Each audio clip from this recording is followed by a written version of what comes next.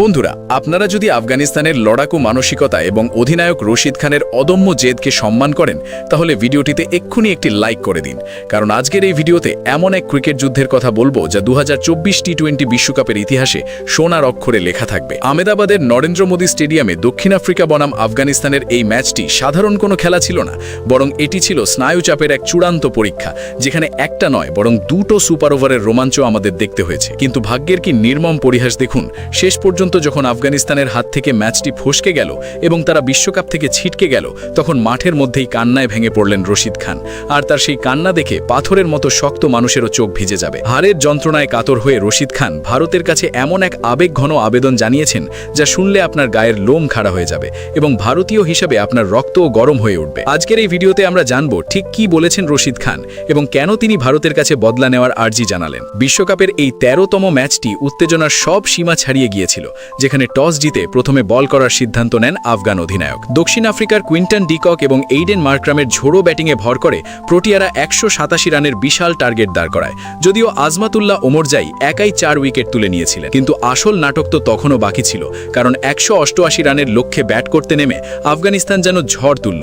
বিশেষ করে রহমানুল্লাহ গুরবাজের 42 বলে 84 রানের ওই ইনিংসটা ছিল দেখার মতো। একটা সময় তো মনে হচ্ছিল আফগানরা সহজেই জিতে যাবে, কিন্তু শেষ মুহূর্তে দক্ষিণ আফ্রিকার বোলাররা ম্যাচে ফিরে আসে এবং শ্বাসরুদ্ধকর পরিস্থিতিতে ম্যাচটি টাই হয়ে যায়। এরপর প্রথম সুপার ওভারেও যখন খেলার ফয়সালা হলো না, তখন দ্বিতীয় সুপার ওভারে দক্ষিণ আফ্রিকা বাজিমাত করে এবং আফগানিস্তানের স্বপ্ন চুরমার হয়ে যায়। আহমেদাবাদের স্টেডিয়ামে তখন পিন পতন, স্তব্ধতা, আর সেই নিস্তব্ধতার মাঝেই দেখা গেল এক হৃদয় বিদারক দৃশ্য, যেখানে রশিদ খান মাঠের মাঝখানের পিচে বসে বাচ্চার মতো কাঁদছেন। গ্যালারিতে থাকা হাজার হাজার দর্শক আর টিভির সামনে কোটি কোটি মানুষের কাছে এটা শুধু একটা দলের হার ছিল না, বরং একটা রূপকথার গল্পের করুণ সমাপ্তি ছিল।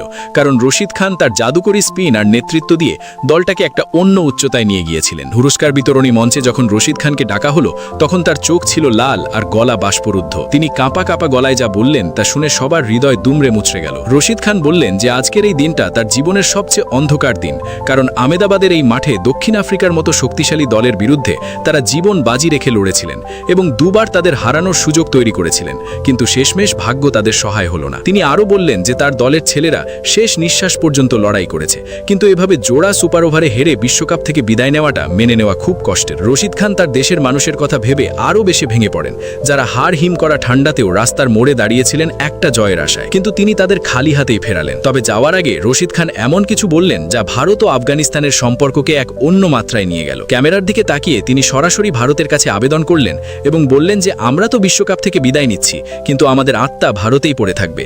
আর আমি আমার বড় ভাই সূর্যকুমার যাদব এবং যশপ্রীত বুমরাকে অনুরোধ করব যে আমাদের এই চোখের জলের বদলা যেন তারা নেয়। রশিদ খান চান যে 15ই ফেব্রুয়ারি ভারত যেন পাকিস্তানকে হারিয়ে এবং পুরো টুর্নামেন্ট জিতে বিশ্বকে দেখিয়ে দেয় যে আসল চ্যাম্পিয়ন কে। তিনি কথা দিলেন যে ওই দিন পুরো আফগানিস্তান ভারতের জয়ের জন্য দোয়া করবে। সোশ্যাল মিডিয়ায় রশিদ খানের এই ভিডিও এখন আগুনের মতো ছড়িয়ে পড়েছে এবং 15 তারিখের ম্যাচটি এখন শুধু ভারত পাকিস্তান ম্যাচ নয়, বরং এটি এখন আফগানিস্তানের বদলা নেওয়ার ম্যাচে পরিণত হয়েছে। বন্ধুরা, আপনাদের কি মনে হয়, ভারত কি পারবে রশিদ খানের এই অপমানে আর চোখের জলের বদলা নিতে এবং 15 ফেব্রুয়ারি পাকিস্তানকে ধুলোয় মিশিয়ে দিতে? আপনাদের মতামত নিচে কমেন্ট করে অবশ্যই জানাবেন এবং কমেন্টে লিখবেন ইন্ডিয়া ফর আফগানিস্তান।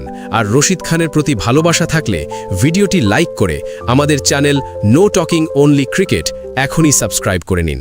ধন্যবাদ।